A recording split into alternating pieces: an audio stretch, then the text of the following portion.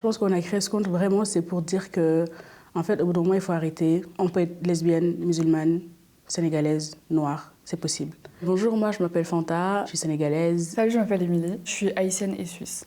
On est en couple. Ça fait 6 mois. Ouais. On a décidé d'afficher notre couple sur les réseaux parce que il y en a pas non plus 600 des représentations de lesbiennes noires, africaines ou pas. Et souvent, quand on parle de ce sujet-là, il y a des choses hyper graves qui se passent, mais nous, on avait envie de montrer que en fait, ça peut aussi être pire positif. On savait que le compte allait péter un jour, mais en fait, c'est allé hyper vite. Ouais, genre au deuxième TikTok, enfin, c'était pas du tout... Il y a eu beaucoup de réactions. Il y a eu majoritairement de réactions négatives, mais je pense que ça, on s'y attendait. Il y avait aussi juste des gens, ça les faisait rire ou qui étaient choqués, qui disaient « Ah, Fanta, c'est la première lesbienne sénégalaise », alors que... Enfin, c'est pas le cas, mais les gens, ils étaient surpris que ce soit assumé.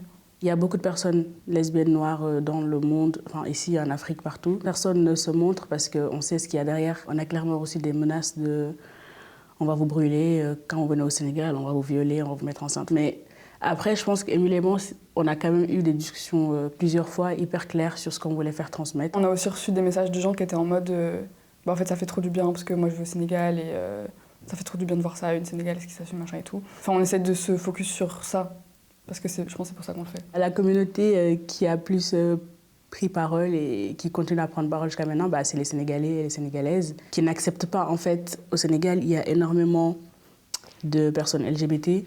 Et quand je leur dis ça en live, ils sont là, mais oui, ils se cachent. Donc je leur dis, mais en fait, vous n'êtes pas logique parce que vous savez qu'il y en a. S'il y en a, du coup, on devrait s'en foutre qu'ils se montrent ou pas. Je suis née dans une famille hyper religieuse. Je suis née dans une grande famille. On ne parle pas d'homosexualité. Ado, j'ai vu des homosexuels qui se faisaient tabasser dans la rue ou on les caillassait.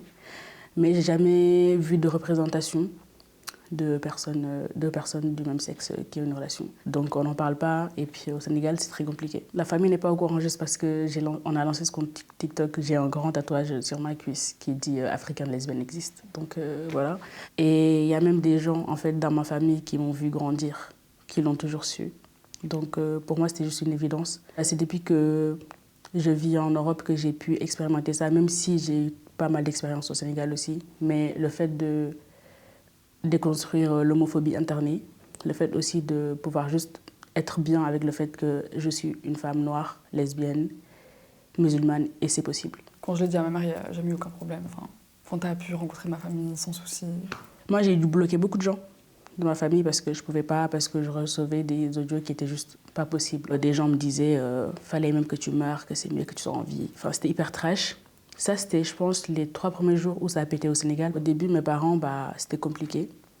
Mais je pense 3 jours après ou une semaine après, on a repris contact. On s'est parlé et ça va. On arrive à coexister par rapport à ça. T'as dit que ta famille était au courant, même avant le TikTok. Donc, qu'est-ce qui était dur s'ils étaient déjà au courant? Je suis née et j'ai grandi dans une société qui est beaucoup dans le paraître. Il y a des gens de ma famille qui savaient, mais tant que c'était que eux qui savaient, qui gardaient le contrôle. Maintenant, c'est en fait tout le Sénégal et beaucoup de gens qui savent que je le suis. D'afficher votre couple sur les réseaux sociaux, est-ce que t'as pas peur que derrière, vu que c'est criminalisé au Sénégal, quand tu retournes au Sénégal, il y ait des conséquences?